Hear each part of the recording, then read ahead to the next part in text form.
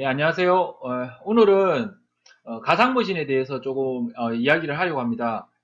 이제 앞으로 실제 해킹 관련된 내용, 그러니까 정보보안 관련된 내용, 그리고 뭐 개발, 그리고 머신러닝 뭐 이런 쪽을 하려면 이 필요한 여러 개의 시스템들이 필요하겠죠. 그러니까 정보보안 쪽이면 뭐 예를 들면 A, B 컴퓨터를 놓고 A, B 사이에 어떤 취약점을 이용해서 공격하는지 그거를 본다든지 아니면 프로그램에서 이제 분산 환경의 프로그램들이 요즘은 돼야 되죠. 대용량 프로그램이 되기 때문에. 그래서 그런 것들을 실제로 테스트를 해볼 수가 있어야 됩니다. 그래서 뭐 이런 여러 가지 것들을 하기 위해서 앞으로 해야 될 것들을 하기 위해서 제가 이제 이후에 이제 만드는 동영상에서 이제 하는 내용들을 실제로 이제 따라해 보시고 싶으신 분들이 있다면 그분들이 어떻게 시스템들을 구성해 놓고 사용해야 되는지를 알아야 되기 때문에 제가 쓰는 방식의 가상머신 그리고 가상머신이 VMware라든지 뭐 이러는 가상머신도 있고 도커라는 가상머신도 있죠. 예, 이런 것들에 대해서 조금 개념 설명 및 뭐 설치 그리고 이제 제가 기본적으로 설치된 컴퓨터 안에서 이제 설정하는 것들 그런 것들에 대해서 조금 설명을 드리도록 하겠습니다. 이게 중간에 이 설치하는 과정이 좀 길기 때문에 중간에 동영상들이 조금 많이 끊길 것 같습니다. 제가 앞에서도 얘기했지만 편집은 못하기 때문에 예, 녹화를 하다가 잠깐 포즈 걸어놓고 또 뭐 이런 식으로 진행을 해야 될 것 같습니다. 먼저 칼리라는 시스템을 설치를 해보겠습니다. 이거는 데비안 계열의 프로그램이고요. 보통 모이해킹을 하시는 분들이 많이 사용을 하긴 하지만 개발할 때도 뒤에 이제 사실 모이해킹이라는 게 어떤 시스템을 분석하는 거기 때문에 가끔 저는 사용을 하기도 하는데요. 그래서 우리가 쓸 때 가장 아마 이 이후에도 제가 거의 대부분 많은 것들을 아마 이 칼리 시스템 안에서 하는 것들을 보여드릴 겁니다. 그래서 구글에 가셔서 칼리라고 이렇게 검색을 하시면 칼리 사이트가 나옵니다. 그럼 칼리 사이트에 보면 여러 가지 버전의 프로그램들이 준비되어 있습니다. 근데 이게 각각 그 버전마다 좀 특성이 있는데요. 저 같은 경우에는 여기 보면 XFC라고 되어 있는 게 있습니다. XFC는 그러니까 UI를 좀 슬림하게 만들어서 최대한 좀 빨리 돌 수 있도록 만들어 놓은 거고 나머지 메이트나 뭐 이런 애들은 좀 무겁다고 생각하시면 돼요. 기능을 많이 넣어놨기 때문에 무겁다고 생각하시면 되고 저 같은 경우에는 이 테스트 용도나 뭐 이런 쪽으로 사용을 실제 공격을 할 때도 쓰고 이렇게 하기 때문에 가벼운 요 칼리 XFC를 다운을 받았습니다. 그리고 실제로 제가 이미 다운을 저는 받아놨고요. 다운 받아서 받으시면 이렇게 칼리 리눅스 XFC 이렇게 있을 겁니다. 그러면 가상머신을 많이 써 보신 분들은 아실 텐데요.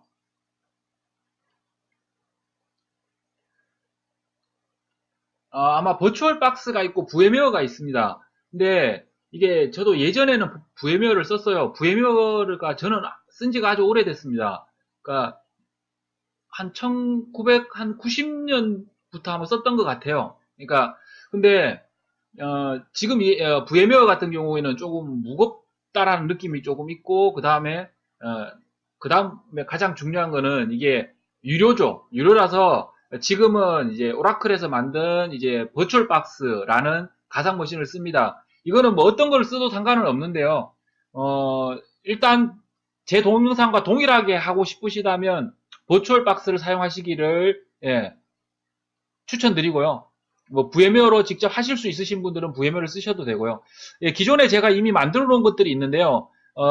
제가 쓰고 있는 것들이 이거 말고도 좀 가상 머신들이 좀 많은데 일단은 여기 있는 제가 쓰고 있는 요 시스템과 동일한 시스템을 어떻게 만드는지 같이 한번 해보도록 하겠습니다. 새로 만들기, 새로 만들기를 하시면 되고요. 새로 만들기에서 여기에 이제 가상 머신의 이름을 적어주면 됩니다.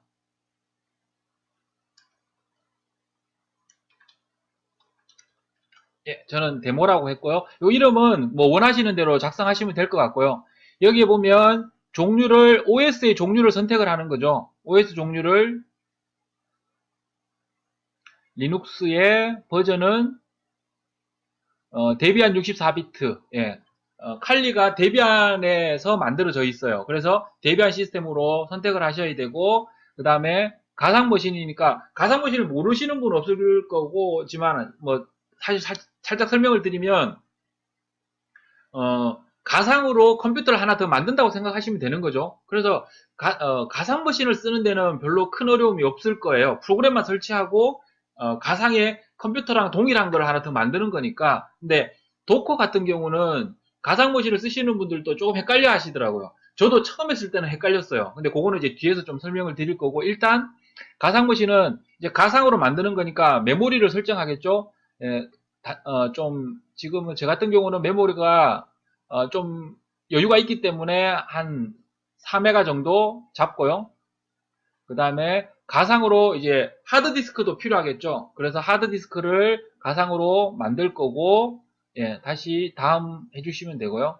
그 다음에 동적 할당과 고정 크기가 있는데, 이거 동적 할당으로 해놓으시면 돼요. 고정 크기는 내가 만약에 하드디스크를 뭐 가상머신에다가 20기가 하드디스크를 쓸 거야 라고 하면 처음부터 그냥 20기가가 사용이 돼 버려요. 근데 가상머신에서는 그렇게 많이 사용하지 않거든요. 그러면 동적 할당을 하면 필요한 크기만큼 쓰다가 모자라면 설정되어 있는 맥시멈 값까지 이렇게 계속 커지는 거라고 보시면 돼요. 그래서 동적 할당을 사용을 하시고, 메모리도 이건 메모리가 아니고 하드디스크의 크기는 한 30기가 정도, 이거는 필요한 만큼 지정하시면 됩니다. 여기서 30기가 했다고 해서 30기가가 다 잡히는 건 아니니까요. 앞에서 제가 설명드렸던 것처럼 여기 100기가라고 해도 실제로 처음에 설치하면 그렇게 많이 사용을 하지 않아요. 뭐 10기가 밑으로 사용을 하니까 이게 앞으로 이제 크게 사용할지 안 할지는 본인이 판단하셔서 작성하시면 되고, 그렇게 해서 만들면 이렇게 가상으로 컴퓨터가 하나 만들어졌죠. 그래서 요 컴퓨터를 선택하고 설정을 들어가 보면, 기본적으로 컴퓨터라고 하면 우리가 보통 알고 있는 것처럼 컴퓨터 안에 뭐 CPU도 있어야 되고, 메모리도 있어야 되고, 그 다음에 하드디스크도 있어야 되고, 네트워크도 있어야 되겠죠. 그러니까 그런 모든 것들을 여기에서 설정하실 수가 있습니다. 그래서 일단은 메모리는 처음에 작성한 대로 되어 있고, 프로세스도 저는 일단 좀 크게 잡아 보겠습니다.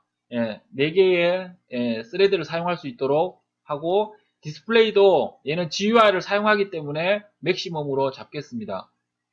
그 다음에 저장소가 있는데, 이 저장소에서 이제 앞에서 다운받아 왔던 요 칼리 시스템을 집어넣어야 됩니다. 그럼 여기 보면 요 위에 있는 게 요게 CD롬이고 요게 하드디스크입니다. 그러면 가상으로 CD롬도 만들어져 있는 거죠. 그럼 가상으로 만들어져 있는 이 CD롬에 ISO 파일이 CD롬의 파일 형식의 확장자잖아요. 그러니까 얘를 여기에 삽입할 수가 있습니다. 그래서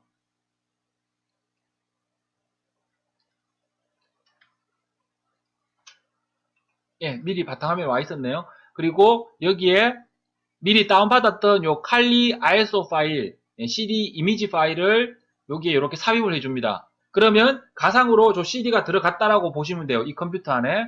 그 다음에 네트워크는 NAT로 그냥 그대로 두고요. 네트워크는 뒤에 조금 더 자세하게 좀 설명을 드릴 겁니다.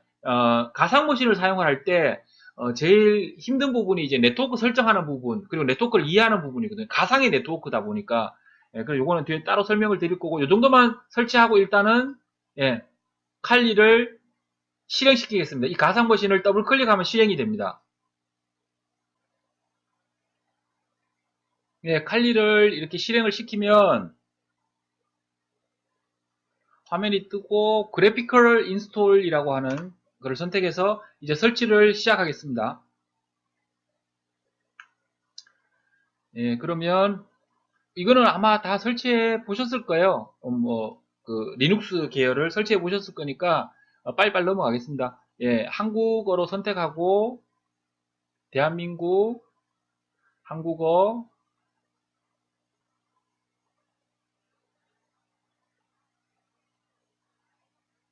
예, 그러면 네트워크 설정하라고 보일 거고요. 예, 일반적으로는 그냥 계속 넘어가시면 됩니다. 특별하게 설정할 것이 없습니다. 루터 화면은 제가 테스트용일 때는 보안적으로 이렇게 하면 안 되지만 테스트 용도일 때는 아이디와 비밀번호를 그냥 동일하게 사용을 합니다. 그래서 루트의 비밀번호를 그냥 루트로 그냥 방금 지정을 했고요. 예, 하드디스크도 전체 다 사용한다라고 이렇게 하시면 되겠죠. 예, 파티션도 그냥 그대로 사용을 하시면 되고요. 모두 다 한 곳에다 설치한다. 예, 지금까지 한 거 그대로 하드디스크에 쓰겠다. 지금까지 한 것을 하드디스크에 바꿔서 계속 쓰겠다라고 하면 진행을 하시면 됩니다. 그러면 이제 여기서 이제 필요한 프로그램들이 이제 설치가 시작이 됩니다. 좀 시간이 걸립니다.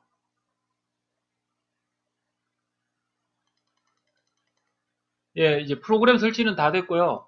그 다음에 다음 과정이 이제 네트워크 미러 사이트를 사용하시겠습니까? 아니요 하시면 됩니다.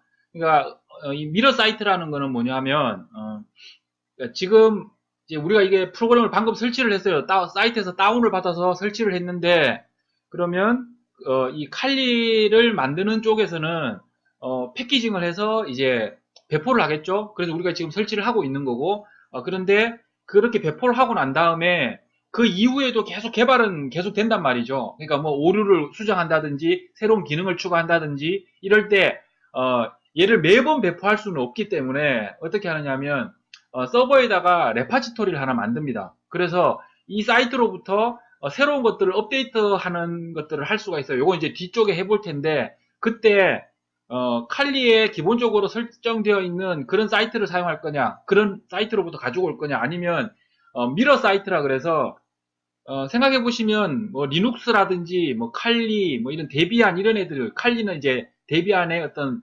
하나의 패키징이라고 보시면 될 것 같고요. 어쨌든 뭐 리눅스, 뭐 데비안 뭐 이런 시스템들이 전 세계 사람들이 한 사이트에서 프로그램들을 막 다운받으면 부하가 너무 많이 걸리니까 이 사이트를 분리를 해 놓은 겁니다. 이거는 조금 이따 다시 한번 설명드릴 거고 어쨌든 미러 사이트는 일단은 사용하지 않는다라고 하시고 예, 계속 넘어가시면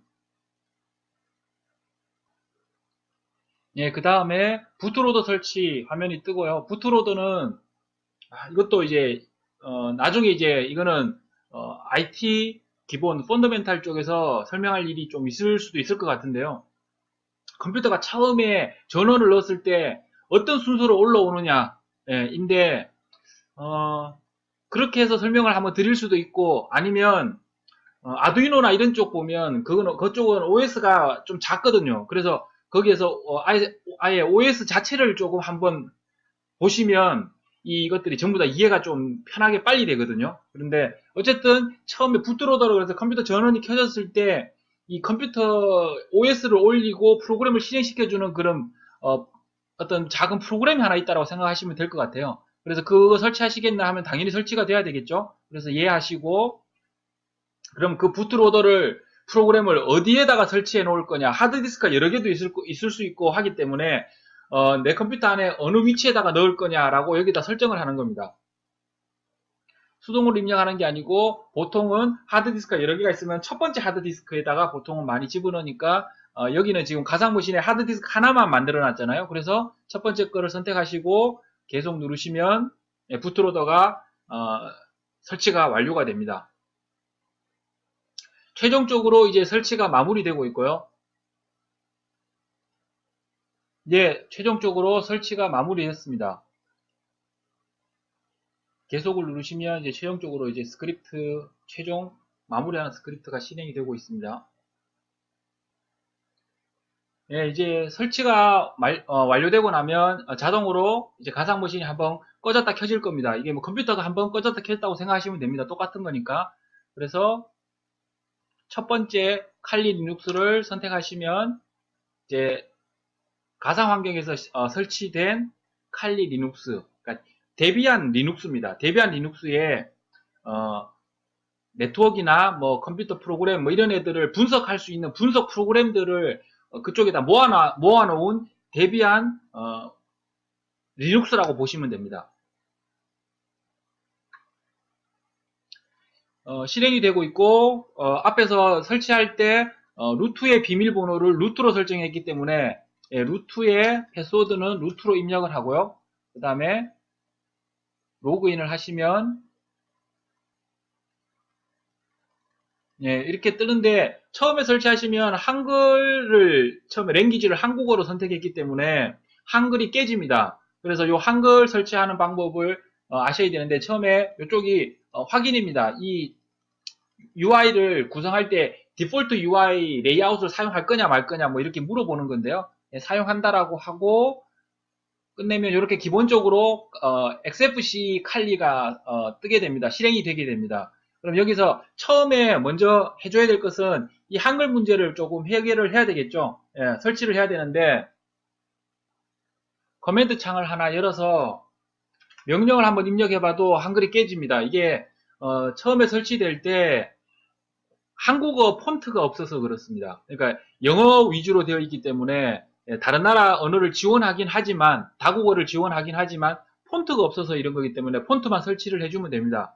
근데 이 설치를 하기 전에 이 이후에도 비슷하게 이렇게 설치를 하는 경우가 꽤 있습니다. 그럴 때 그 개념을 이해를 해야 되거든요. 그러니까 여기서 지금 명령어만 몇 개 넣으면 이제 한글이 보일 겁니다. 근데 그게 중요한 건 아니라고 저는 생각을 하거든요. 그래서 유튜브를 하는 이유도 그거기 때문에 그러니까 원리를 이해시켜 드리고 싶어서인 거기 때문에 같이 한번 제가 설명을 한번 해보겠습니다. 그러면 지금 상황에서는 칼리를 만든 업체가 있겠죠. 그죠? 칼리를 만들고 있는 회사가 있을 것이고요. 이 칼리를 만든 회사에서 ISO 파일을 만듭니다. 이거는 데비안에다가 해킹이나 시스템 컴퓨터 분석, 시스템 분석을 할 수 있는 그런 프로그램들을 한데 모아서 OS에 아예 그냥 설치를 이미 된 OS로서 제공해주는, 근데 이 OS는 데비안이라고 말씀드렸고요. 이걸 만들면 배포를 해야 되겠죠. 다른 사람이 쓸 수 있도록. 그러면 칼리라는 회사에서 운영하고 있는 웹 서버가 있습니다. 웹 서버가 있고 이 웹 서버에다가 이 ISO 파일을 올려놓게 되면 이제 우리 같은 일반 유저들이 이 ISO 파일을 앞에서 하셨던 것처럼 다운로드 받아서 컴퓨터에 설치를 하는 방식이겠죠. 근데 이 회사는 이 ISO 파일을 만들고 난 다음에도 그 이후에도 계속 업그레이드를 하겠죠. 업그레이드를 하는데 업그레이드 할 때마다 ISO 파일을 내려줄 수는 없어요. 그래서 어떻게 하느냐 하면 그 이후에 아주 변화가 많을 때 다시 한 번 더 ISO 파일을 만듭니다. 그럼 이 사이에는 어떻게 할 것이냐? 이때 여기에 이 웹서버에다가 레파지토리라는 걸 만들어 놓습니다. 그래서 저장소 같은 걸 하나 만들어 놓고 업그레이드 될 때마다 업그레이드 된 내용만 요 레파지토리에다가 업로드를 시킵니다.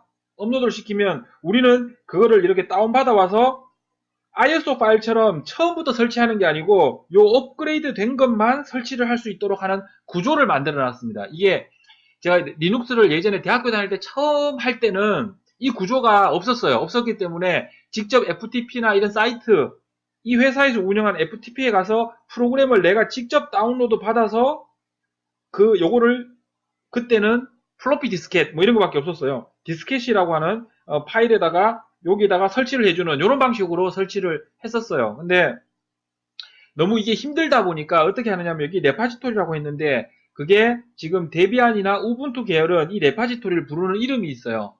그게 실제로 레파지토리를 부르는 이름은 아니고 프로그램의 이름인데요. apt-get이라는 프로그램이 있습니다. 이 apt-get이라는 프로그램으로 여기에서 컴퓨터에다가 명령을 내리면 여기다가 apt-get 명령을 내리면 여기에서 지금 업그레이드된 내가 설치된 버전보다 그 뒤에 새로운 버전이 뭐가 있는지를 이 프로그램이 확인을 하고 자동으로 다운로드 받아서 설치를 자동으로 해주는 이런 apt-get이라는 구조가 있습니다. 그거에 이제 apt-get이고 요거는 데비안이나 우분투 같은 계열 그런 것들이고 리눅스에는 또 큰 줄기가 또 한 줄기가 있는데 레드햇 계열이 있습니다. 레드햇 계열은 apt-get이라는 프로그램을 쓰지 않고 yum이라는 프로그램을 씁니다. 요거는 이제 뒤에 CentOS 우리가 테스트를 하려면 CentOS도 필요하거든요. 그래서 CentOS 설치할 때 yum을 가지고 설치하는 걸 보실 거고 개념은 똑같습니다. 칼리가 아닌 CentOS 쪽에서도 똑같은 이런 구조를 가지고 있는데요. 여기서 보는 것처럼 똑같이 이런 구조로 업그레이드를 하고 프로그램을 개발하고 그 다음에 클라이언트한테 데이터를 내려줍니다. 그런데 중간에 이 업그레이드 하고 있는 이 중간에 버전들은 다 이 염이라는 프로그램을 통해서 다운로드 받아와서 설치할 수 있는 이런 구조를 이미 만들어 놨어요. 그래서 이런 것들을 염이나 apt-get 위에서 다운로드 받을 수 있는 곳을 보통은 레파지토리라고 보통 부릅니다. 프로그램 레파지토리라고 보시면 될 것 같고요. 그러면 이 레파지토리를 이용해서 폰트부터 정상적으로 보이도록 설치를 한번 해보겠습니다. 여기 보면 apt-get이라고 하고 뒤에 install 폰트 나눔, 그러니까 폰트 나눔과 관련되어 있는 모든 아스타라고 적었기 때문에 모든 것들을 설치해라 라고 하시면 예, 이게 처음에 설치하면 앞에서 제가 설명드렸던 것처럼 한 가지를 더 설명을 드려야 되겠네요. 자, 그럼 이 전체적인 이런 구조 속에서 여기서 apt-get이라는 것을 가지고 데이터를 업그레이드 해올 텐데 이 컴퓨터에 그러면 어디에서 가져올 것이냐? 이게 웹사이트가 한두 개가 아니잖아요. 네이버도 있고 아시는 뭐 구글도 있고 아주 여러 개 사이트가 있는데 그러면 칼리라는 이 그룹 회사라고 보기엔 좀 힘들고 그룹 뭐 이런 쪽에서 어쨌든 칼리를 만드는 곳에서 어딘가에 레파지토리를 만들었을 텐데 그곳의 웹사이트의 주소가 어떻게 되느냐는 거죠. 그 주소를 내 컴퓨터에다가 등록을 해줘야 됩니다. 그러면 요거를 하지 않아서 앞에서 지금 안 됐던 거고요. 다시 한번 보시면 칼리 레파지토리라고 검사를 해보시면 여기 칼리 소스리스트 레파지토리라는 게 여기에 사이트가 있습니다. 그래서 여기에 보시면 정규 레파지토리는 이렇고 정규에 이건 오픈소스이기 때문에 소스까지 다 공개되어 있는 레파지토리는 여기다 이런 식으로 되어 있거든요. 그러면 얘를 등록을 해주시면 되는데요. 여기 보시면 etc라는 대비한 쪽이 etc 안에 apt라는 폴더 안에 보면 소스 리스트라는 게 있습니다. 여기가 이 레파지토리를 정보를 저장해 놓는 파일이라고 보시면 되고요. 여기에 들어가 보시면 지금 아무것도 저장되어 있는 게 없습니다. 그러면 여기에 끝에다가 레파지토리 주소를 지금 찾았는데 이 주소를 그대로 입력을 하면 됩니다.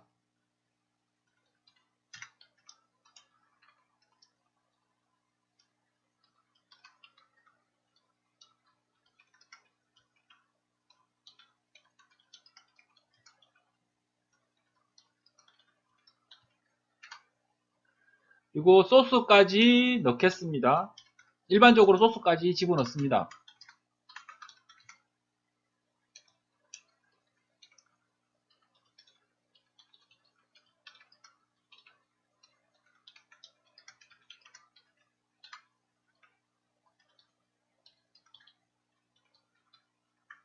그리고 요거를 저장하고 나오면 요거는 VI 편집기 사용법은 좀 나중에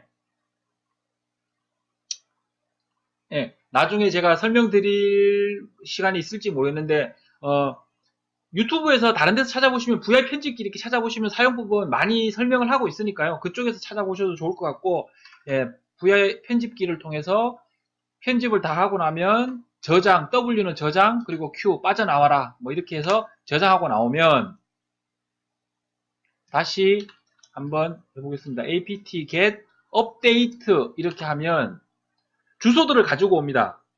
앞에서 설명드렸던 것처럼 지금 하고 있는 과정은 뭐냐면 apt-get 프로그램 가지고 여기에 이곳에 주소가 어디라고 방금 넣었죠. apt 쪽에 소스 리스트 그 파일에다 넣으면 그 다음에 apt 이 프로그램을 실행시키면 그 프로그램이 그 소스 리스트라는 그 텍스트 파일에 적혀있는 내용을 보고 그 주소대로 특정한 사이트를 찾아서 올라갑니다. 찾아서 올라가서 여기에서 내가 업그레이드 할 파일의 리스트를 가지고 오는 겁니다. 그러니까 업그레이드 할 파일의 리스트를 가지고 와서 그 안에는 어떤 정보가 있느냐면 어떤 파일들이 업그레이드 됐고 그게 언제 최종 버전이 만들어졌으며 이렇게 그 정보들을 다 다운을 받아오겠죠. 그러면 내가 내 컴퓨터 안에 이미 설치되어 있는 것들하고 비교를 해볼 수 있겠죠. 그래서 apt-get이라는 프로그램이 해주는 일은 이런 일을 해준다고 보시면 되고요. 그래서 최종적으로 다 가지고 오면 그 다음에 원래는 apt-get이라고 예전에는 사용을 했는데요. 이름이 지금은 apt라고 사용을 해도 동일하게 동작을 합니다. 그래서 이 상황에서 이제 apt install 하면 나눔 폰트가 다운로드 받아와지고요. 요거는 조금 시간이 걸리니까 조금 기다리시면 됩니다. 예, 이런 식으로 앞에서 설명드렸던 요 구조를 생각해 보시면 제가 지금 뭐를 하고 있는지 아마 이해가 되실 거예요. 자, 그 다음에 얘를 리부팅 한번 해보겠습니다. 이 뒤쪽은 다시 이제 컴퓨터가 실행되면 설명을 드리겠습니다. 네, ID 비밀번호 루트 여기 보시면 한글이 안 깨진 걸 보이실 거고요. 예, 이제 정상적으로 한글은 정상적으로 나옵니다. 그러면 이렇게 하고 나면 여기에 한글을 입력을 해야 되는데 왜 우리 윈도우에서도 보면 한글 입력할 때 왜 조그만 창이 뜨죠? 조그만 왜 창이 아니고 조그맣게 오른쪽 화면 오른쪽 밑에 보면 있어서 왜 한글 칠 때는 거기 가라고 보이고 또 영어로 바꾸면 A라고 보이는 그걸 보통 IM이라고 하는데요. IME라고 하는데 예, 걔가 지금 처음에 설치하면 없습니다. 다국어를 지원하긴 하지만 영어를 베이스로 만들어 놓았기 때문에 그런 한국어, 뭐 일본어, 중국어 뭐 이런 애들의 언어들을 입력할 수 있도록 되어 있지 않습니다. 그는 그 설치하는 사람이 맞춰서 설치하도록 되어 있습니다. 그래서 그것과 관련되어 있는 거를 요 나비라고 하는 게 이제 유명한 그런 그 한글을 입력할 수 있도록 해주는 기능을 하는 프로그램이라고 보시면 되고요. 그래서 그것들을 조금 설치를 해 보겠습니다.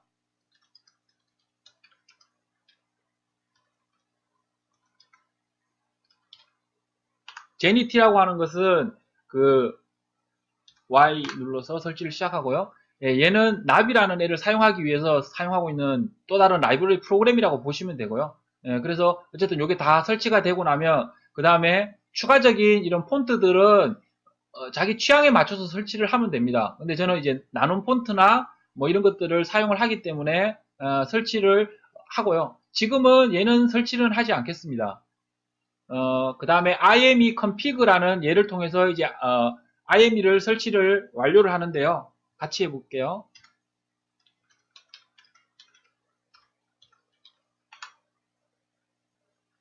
먼저 IME config라는 프로그램을 설치를 하고 저 프로그램을 통해서 한글을 입력할 수 있도록 설정하도록 하겠습니다. 네, 설치가 됐고 그럼 이제 실행이 됩니다. 실행을 할 수가 있고 IM config라고 입력을 해주시면 이렇게 입력 설정기라고 뜹니다. 그러면 확인 예 그리고 여기 보시면 한글이라고 있습니다. 이제 앞으로 한글 입력기를 사용할 거기 때문에 한글 입력기를 선택하시고 확인 그리고 확인 그리고 다시 재부팅 해보겠습니다. 컴퓨터를 껐다 키면 루트 로그인 하면 여기에 아까 전에 없던 프로그램 하나 생겼습니다. 요게 한글을 입력할 수 있는 IM이고 띄운 다음에 Shift 스페이스로 누르시면 한글이 한영 변환이 됩니다. 여기 보시면 A Shift 스페이스 누르면 히읗 히읗이라고 되어 있으면 한글이 입력이 되고요. 그 다음에 여기가 A라고 되어 있으면 이렇게 영어를 입력할 수 있습니다. 그러면 이제 한글 입력하는 것까지는 됐고요. 한글 입력도 됐고 그 다음에 여기에 그 한글이 깨졌던 것들도 해결을 했고요. 그 다음에 그 이후에 설치하고 난 다음에 그 다음에 해야 될 일은 뭐냐면 앞에서 이야기한 것처럼 이제 레파지토리에서 내가 다운로드 받아왔던 ISO 다운로드 받아왔던 시점 그 이후에 프로그램이 뭔가 분명히 바뀐 게 있을 거라는 거죠.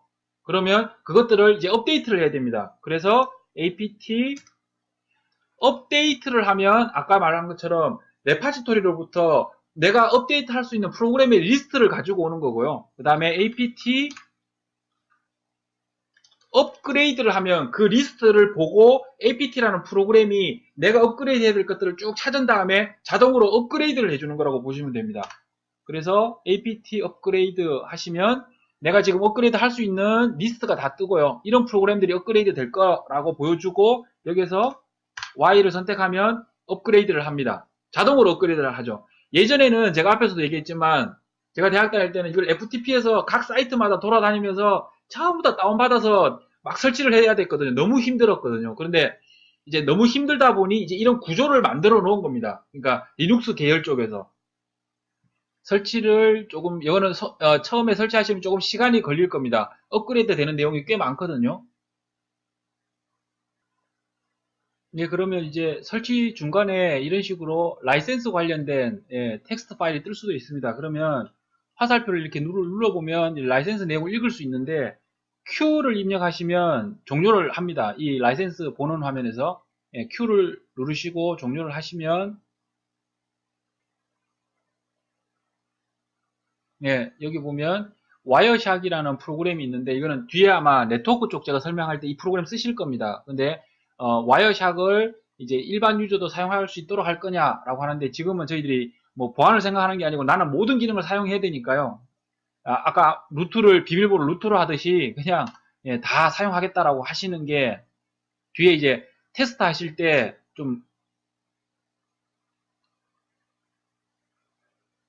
라이브러리 팸 설정 중이고 리스타트 할 거냐. 팸은 계정과 관련되어 있는 내용인데요. 이걸 여기 설명하기 좀 힘들고 일단 예라고 하십시오.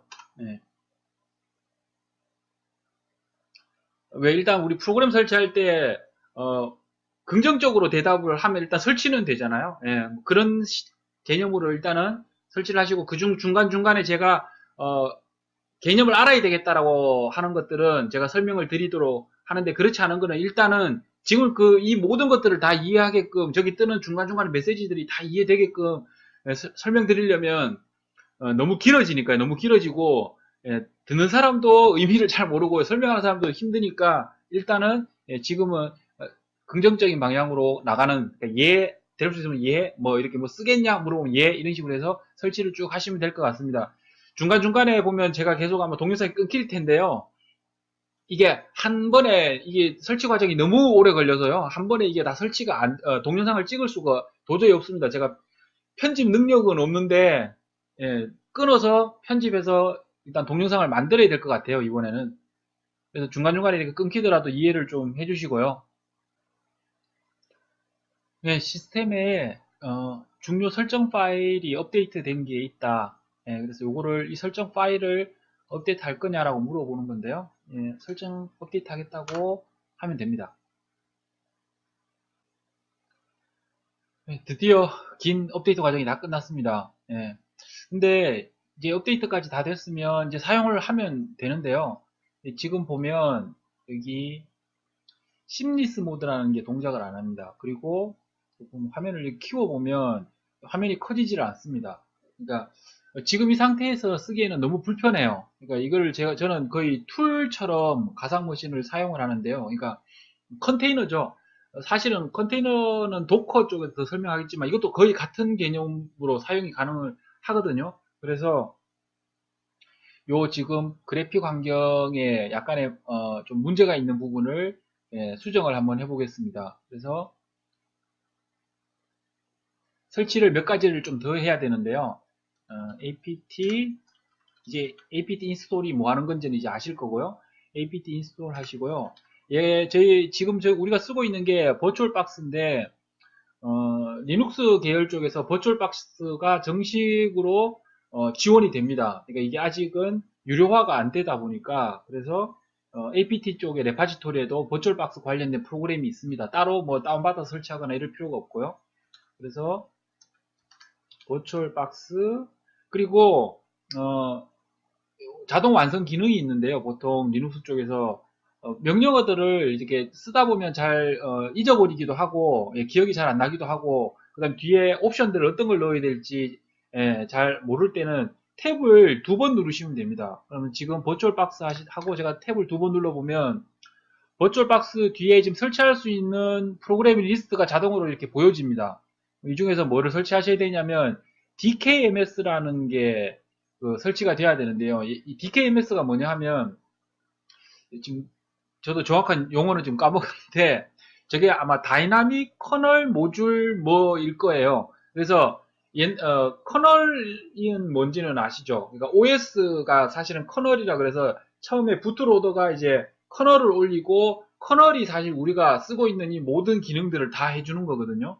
핵심적인 기능이 그 커널에 있습니다. OS라고 하면 커널에 있는 거고 그 위에서 우리가 GUI 환경이 커널 위에 올라와서 사용을 하는 건데 커널이 옛날에는 이게 속도도 빨라야 되고 뭐 이렇게 하다 보니 한 모듈로 만들어져 한 프로그램으로 덩어리로 만들어져 있었어요. 커널 프로그램을 만약에 바꾸고 싶으면 커널 프로그램 소스를 바꾼 다음에 컴파일을 한 다음에 커널 전체를 바꿔야 되는 거죠.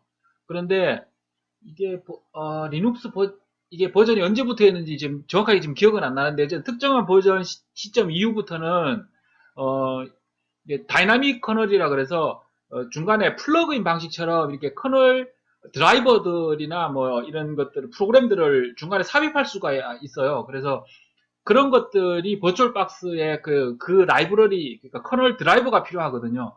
지금 이런 GUI 환경에서 좀 약간 어색하게 움직이는 이런 모습들은 그래서 그걸 먼저 설치하는 거라고 보시면 되고 DKMS가 반드시 설치돼야지 커널 모듈 쪽에 버추얼 박스 관련된 드라이버들이 설치돼서 사용하기가 편해집니다. 그래서 버추얼 박스 DKMS를 설치하시고요. 그 다음에 연달아서 이렇게 설치하면 여러 개가 동시에 설치되거든요. 그래서 저기 보시면 버추얼 박스 게스트 DKMS라고 되어 있어요. 예, 요거는 버추얼 박스 자체고 요거는 게스트 OS라 그래서 지금 버추얼 박스 안에 윈도우 시스템이 있죠. 지금 현재 윈도우 시스템이고 윈도우 시스템 위에 버추얼 박스를 이용해서 칼리 즉 데비안 OS를 다시 올린 거죠. 그러면 이게 이 데비안 OS는 이제 게스트 OS가 되죠. 그리고 제 노트북에 깔려 있는 윈도우 10은 호스트 OS가 되는 거죠. 그래서 호스트 OS 하나에 게스트 OS를 여러 개를 올려서 여러 개의 PC를 올릴 수가 있는 거죠. 이게 버추얼 박스가 해주는 거고 이것도 정확하게 더 들어가면 이 버추얼 머신을 동작시키는 원리들이 좀 있어요. 그래서 버추얼라이제이션이라 그러는데 풀 버추얼라이제이션이 있고 하프 버추얼라이제이션이 있어요. 근데 지금 이제 우리가 이 내용까지 정확하게는 모르더라도 어쨌든 그러니까 호스트 OS 위에서 게스트 OS들이 이렇게 올라온다. 예. 그리고 그렇게 올라올 때 얘네들이 그래픽이라든지 뭐 몇 개의 하드웨어 자원들을 정상적으로 이용하기 위해서는 어쩔 수 없이 드라이버를 설치를 해야 돼요. 그러니까 조금만 더 설명을 드리면 그러니까 하프 버추얼라이제이션일 경우에는 뭐냐 하면 이 자원들을 그러니까 풀 버추얼라이제이션은 자원들을 전체를 다 가상화를 해요. CPU, 메모리 모든 게 다 가상화. 근데 하프 버추얼라이제이션 그러니까 반가상화라고 하는 것은 예를 들면 CPU나 하드디스크 그다음에 뭐 네트워크 이것들을 실제 자원 그러니까 원래의 시스템에 있는 그 정상적인 물리적인 하드디스크를 다이렉트로 이용하고 일부만 가상화를 하는 게 있어요. 그래서 하프 버추얼라이제이션이 속도가 훨씬 빠릅니다.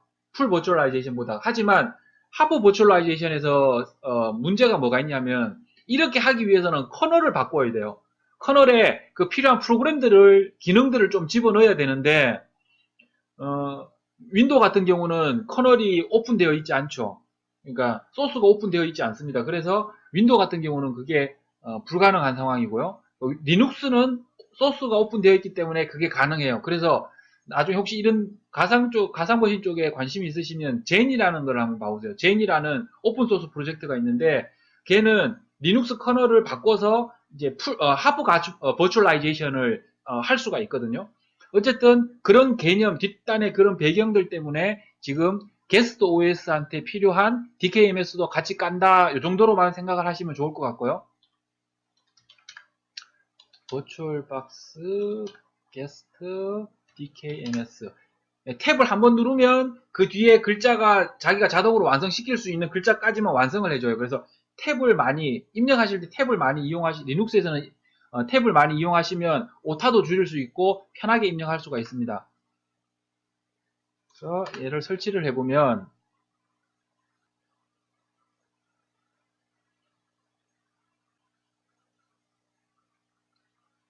예, 이제 라이브러리도 DKMS 라이브러리도 설치가 다 됐고요. 이거는 앞에서 설명드린 것처럼 그냥 라이브러리가 설치된 거고 실제 이제 프로그램은 어떤 걸 설치를 해야 되느냐 하면요. apt install virtual box guest x11.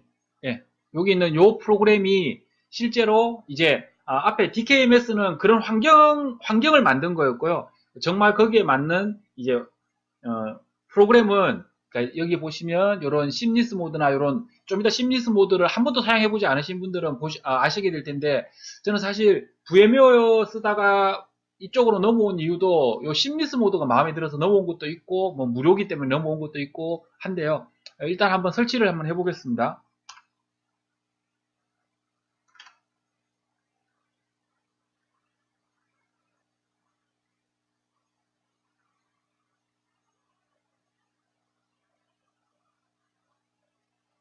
예, 설치가 다 됐고요. 다시 리부트해서 시스템을 다시 한번 껐다가 켜보겠습니다.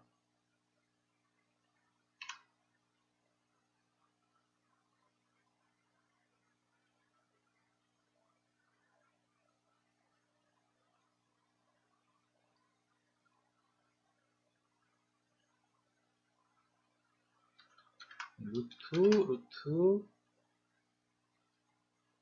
예, 정상적으로 올라왔고, 여기 보시면, 보기 누르면 이제 심리스 모드가 뜨죠? 예, 심리스 모드를 한번 눌러보면, 이렇게 됩니다.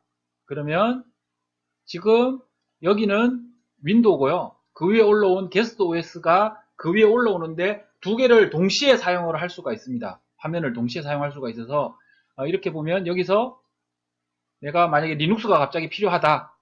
그러면, 여기서, 예, 리눅스를 선택하면 리눅스 화면이 뜨고 여기서 리눅스를 사용을 하다가 또 윈도우를 이렇게 사용을 하고 예, 이렇게 사용할 수가 있는 게 심리스 모드라 예, 요걸 사용하시면 좋을 것 같고요. 아마 뒤쪽 동영상에서는 제가 심리스 모드로 열어놓고 리눅스하고 윈도우를 왔다 갔다 하면서 뭐 이런 기능들이나 이런 것들을 설명을 드릴 거예요. 그래서 기본적인 거는 여기까지가 설치가 완료가 된 겁니다.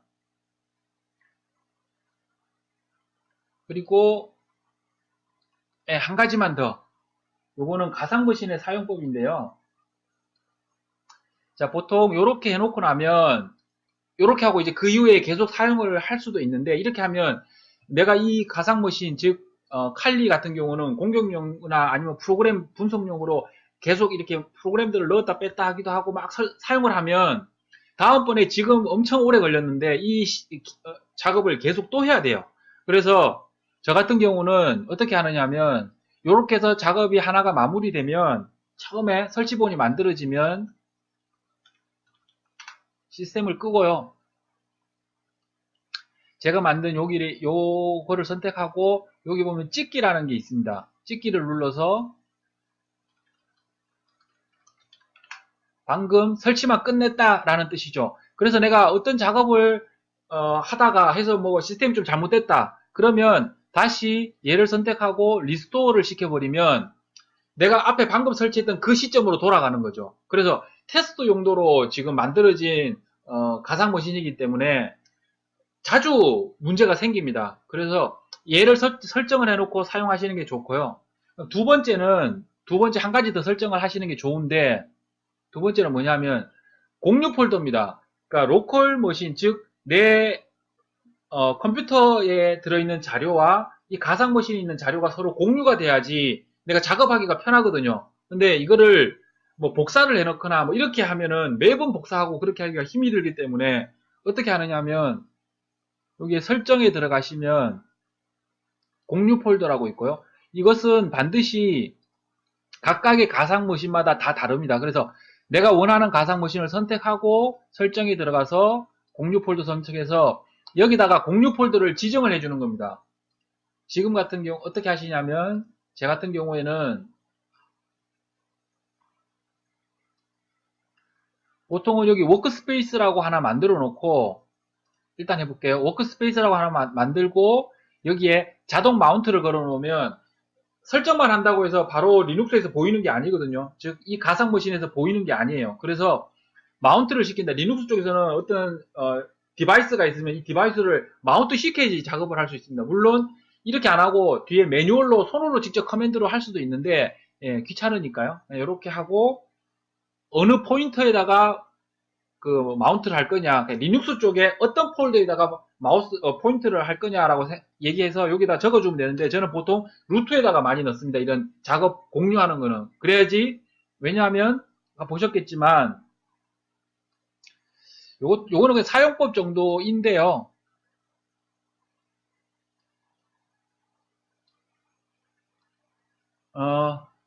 여기 보시면 D라는 드라이브 안에 최상위에다가 워크스페이스를 만들어 놨어요. 그래서 리눅스, 나중에 리눅스하고 헷갈리지 않기 위해서 저는 이제 마운트 포인트를 여기에 스페이스 이렇게 하면 내 컴퓨터 최상위에 있는 워크스페이스랑 리눅스의 최상위에 있는 워크스페이스 두 개를 묶어 놓는 거죠. 근데 워크스페이스는 제가 개인적으로 좀 작업하는 거라 동영상으로 찍기 힘든 그 내용들이 중간중간에 들어가면 좀 곤란한 내용들이 있어서 이 영상을 위해서는 따로 하나를 만들게요.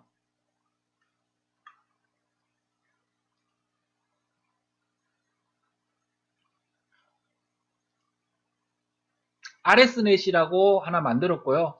이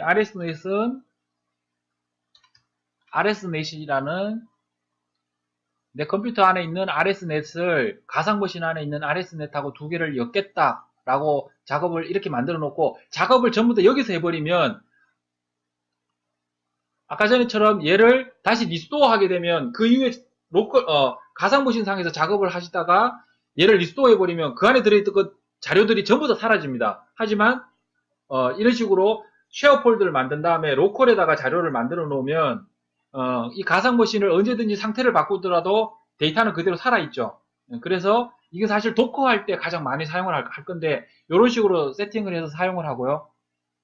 마지막으로 이제 가상 머신에서 마지막으로 이제 한 가지 더 이제 알 내용이 있는데요. 네트워크 관련된 내용입니다. 가상 머신에서 제일 설정하기 힘든 부분이기도 하고 잘 이렇게 안 돼서 꼬이기도 하는 부분이고 이제 모이킹이나 이런 쪽을 하려면 네트워크에 여러 개의 호스트를 올려놓고 이제 네트워크를 구성해야 되는데 그것에 대해서 조금 설명을 하도록 할게요. 여기 보시면 아까 전하고 동일하게 설정을 누르시고 여기 보면 네트워크라고 보시면 네트워크가 이렇게 여러 개가 나옵니다. 나트도 있고 나트 네트워크도 있고 어댑터 브릿지 뭐 이렇게 여러 가지가 있는데 이 중에서 사용할 것은 나트 네트워크를 사용을 할 텐데요. 왜 그런지 이것들이 어떻게 동작하는지를 잠깐 볼게요. 네, 여기 보시면 아까 전에 앞에서 보셨던 것처럼 여러 개의 네트워크를 버추얼 박스에서는 사용할 수가 있는데요. 나트라고 하면 우리가 일반적으로 알고 있는 그 나트가 맞는데 조금 개념이 틀립니다. 여기 보시면 호스트 OS가 있고 이게 게스트 OS가 있는 버추얼 박스 쪽이고 버추얼 박스 이 자체를 얘기하는 거고 그 버추얼 박스 안에 게스트 OS들이 이렇게 두 개가 올라가 있다고 쳤을 때 나트로 설정하면 IP가 이렇게 부여가 됩니다.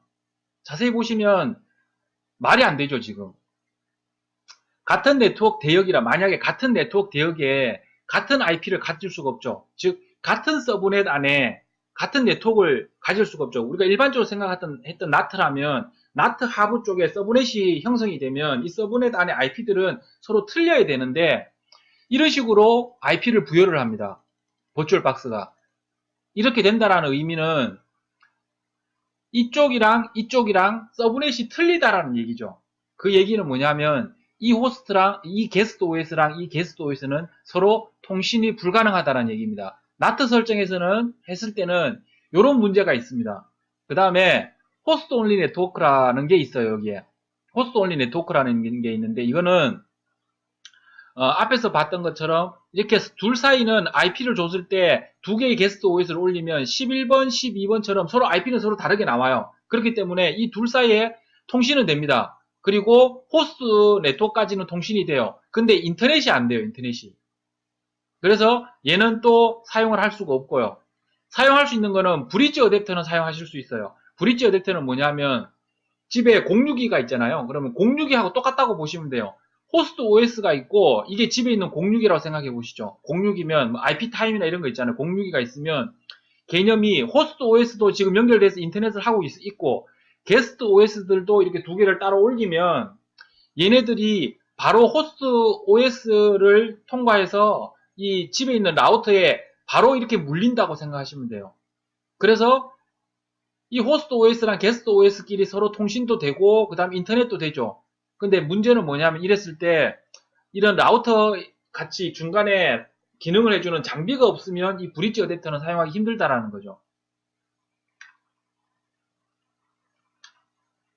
그러면 다른 방법이 뭐가 있느냐? 그러면 게스트 OS끼리도 서로 통신이 이루어지고 이 게스트 OS들하고 호스트 OS도 통신이 이루어지고 그 다음에 게스트 OS가 인터넷도 사용할 수 있게끔 완전히 퍼블릭망까지 통신이 가능하게끔 하려면 나트 네트워크라는 것을 사용을 하면 됩니다. 버추얼박스에서는 한번 보시면 개념을 호스트 OS 쪽에 나트 네트워크라는 걸 하나 만들어요. 나트 네트워크는 가상의 나트 네트워크인데 여러 개를 만들 수가 있고 뒤에서 만드는 방법은 설명을 할 거고요.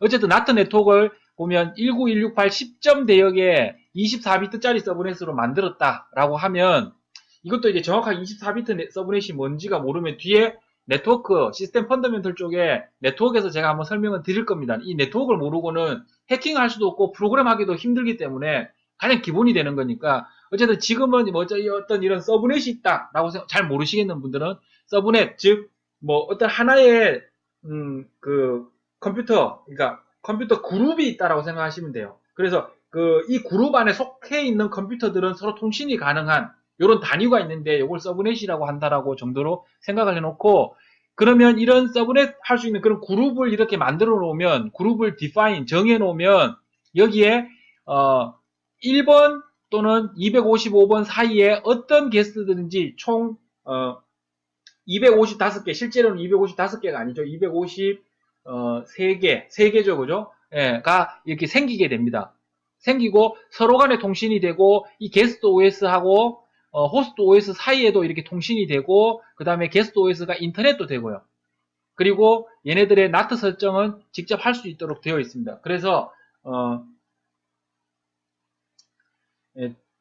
전체 네트워크에서 다 사용을 하고 싶으면 그러니까 꼭 우리가 일반 인터넷망에서 컴퓨터 여러 대 가지고 사용하는 것과 동일한 효과를 내고 싶으면 버추얼박스에서는 나트 네트워크를 사용을 하시면 되고요.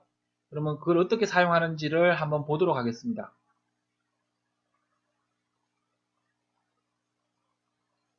설정하는 방법은 간단합니다. 여기 보시면 나트 네트워크는 앞에서 보셨던 것처럼 여러 개의 나트 네트워크도 만들 수 있고요. 가상으로 나트 네트워크를 만드는 거예요. 그러니까 제일 쉽게 생각하시려면 가상으로 라우터를 하나 만든다고 생각하시면 돼요. 라우터도 또 뭔지는 잘 이해가 안 되시는 분은 설명은 나중에 따로 동영상으로 만들어서 할 거고요. 여기 보시면 처음에 먼저 가상의 환경을 만들어야 돼요. 그래서 파일의 환경 설정에 들어가 보시면 이것의 환경 설정과 얘를 눌러서 설정 눌렀을 때 이 환경 설정은 다릅니다. 화면도 다르죠, 지금. 그래서 이거는 전체 버추얼 박스 전체에 대한 환경 설정이에요. 그러면 환경 설정에 들어가시면 여기에 네트워크라는 게 있습니다. 네트워크에 보면 지금 아마 처음 설치하신 분들은 이 내용이 없을 거예요. 그러면 여기에 더하기를 누르시면 뭐가 하나 생길 겁니다. 이렇게. 요게 가상의 라우터가 하나 생긴 거라고 생각하시면 돼요. 그래서 이름을 얘를 더블 클릭 누르시면 네트워크 이름을 내 마음대로 정할 수 있습니다. 어떤 이름이든. 그리고 네트워크 대역도 내 마음대로 정할 수 있고 이 네트워크 안에 DHCP나 뭐 IPv6를 지원할 건지 말 건지도 내가 지정할 수가 있어요. 그래서 요 내용에 대해서는 뒤에서 아마 설명을 할 거예요. 잘 이해가 안 되시는 분들은. 어쨌든 요거는 건드릴 필요가 없습니다. 만들어지면 이렇게 만들어 놓고 어쨌든 지금 저 같은 경우는 이름을 살짝 바꿔서 펜트넷이라는 가상의 나트 네트워크를 하나 만들었어요. 그러니까 라우터를 하나 만들었다고 생각하시면 좋을 것 같고, 그렇게 해서 이걸 먼저 미리 만들어 놓고, 이게 없는 상태에서는 지금 이후에 설정하려는 게 안 되거든요. 지금 설치한 칼리의 설정을 눌러보면 여기에 네트워크 있고, 이 네트워크에 여기 보시면 나트 네트워크라고 있습니다. 그래서 나트 네트워크를 선택하시면 나는 지금 하나를 만들어놨기 때문에 이 이름이 뜰 거예요. 이렇게 하시고 확인을 누르시면 지금 이 칼리가 나트 네트워크로 설정된 상태입니다. 네, 그래서 좀 긴 시간 동안 이 설치하는 거를 좀 긴 시간 동안 설치를 했는데요. 이후에는 이 칼리를 이용해서 아마 대부분의 실습들이 이루어질 겁니다. 이거 외에 CentOS가 하나 더 필요한데 이거는 다른 동영상을 통해서 하거나 아니면 아주 간단하게 설명만 좀 하고 넘어가든지 어쨌든 뭐 그렇게 하도록 하겠습니다. 오늘은 여기서 동영상을 마무리하도록 하겠습니다.